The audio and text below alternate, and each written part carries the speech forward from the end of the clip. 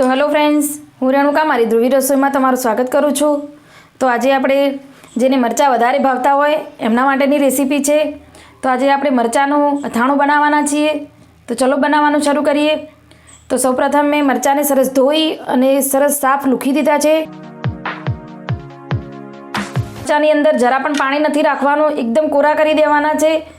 તો કોરા કર્યા પછી આપણે તેના પાછળનો ભાગ કટ કરી લઈશું અને આ રીતે બે ભાગમાં કટ કરી લઈશું।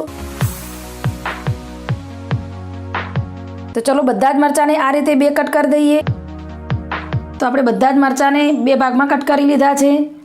તો હવે આપણે અથાણાનો મસાલો કરવાનો છે। તો ચલો મસાલો પણ કરી લઈએ। તો આપણે મસાલા કરવા માટે એક પેનમાં 2 મોટી ચમચી રાઈ, 1.5 ચમચી જેટલી મેથી, 1.5 ચમચી જેટલી વરિયાળી,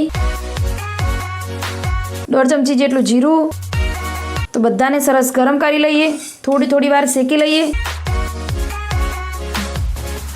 તો તમે જોઈ શકો છો આપણે સરસ મસાલાને શેકી લીધા છે। તો હવે ગેસ બંધ કરી અને એને મિક્સરમાં થોડુંક દરદરું પીસી લઈએ। તો તમે જોઈ શકો છો આપણે મસાલો સરસ તૈયાર કરી લીધો છે। તો હવે આપણે મરચાંમાં આ મસાલો નાખવાનો છે। તો 2 થી 3 ચમચી જેટલો આ મસાલો નાખીશું।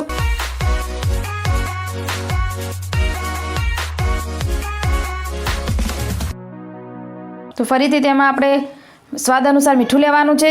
તો મીઠું એડ કરી દઈશું। હળદર લેવાની છે, તો હળદર પણ નાખી લઈશું। તો આપણે આ રીતે માર્કેટમાં વિનેગર મળે છે, તો વિનેગર પણ નાખવાનું છે। તો તમને માર્કેટમાં દુકાનમાં ગમે ત્યાં આસાનીથી મળી જશે। તો 1 વાટકી જેટલું આપણે વિનેગર નાખીશું અને સરસ બધા મસાલાને મિક્સ કરી લઈશું।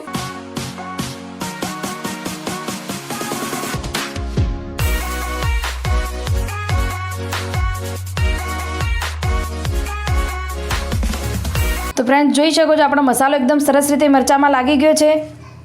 તો હવે આપણે વઘાર કરવા માટે તેલ લીધું છે।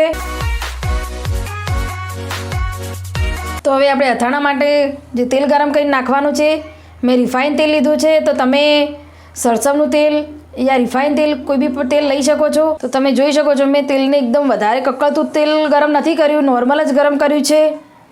તો હવે નોર્મલ ગરમ તેલને આપણે મરચાંની અંદર નાખી લઈશું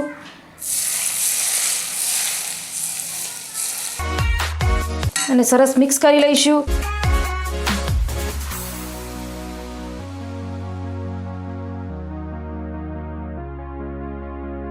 તો આપણું ઝટપટ બનતું આ મરચાંનું અથાણું બની અને તૈયાર છે।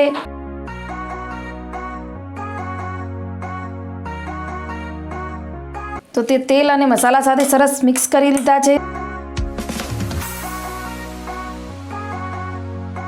તો આપણે આ રીતે મરચાંનું અથાણું બનાવી અને કાચની બોટલમાં સ્ટોર કરી શકીએ છીએ અને લાંબા સમય સુધી આપણે ખાઈ પણ શકીએ છીએ। તો જેને મરચાં વધારે પસંદ હોય અને રોજ તળીને ખાતા હોય એના કરતાં આ રીતે અથાણું બનાવી અને રોજ ખાવું જોઈએ। તો ફ્રેન્ડ્સ, આજની મારી મરચાંના અથાણાની રેસીપી જો તમને ગમી હોય તો લાઇક, શેર, કોમેન્ટ કરજો। આવી જ નવી અને સરળ રેસીપી સાથે હું ફરીથી મળીશ। ત્યાં સુધી આવજો।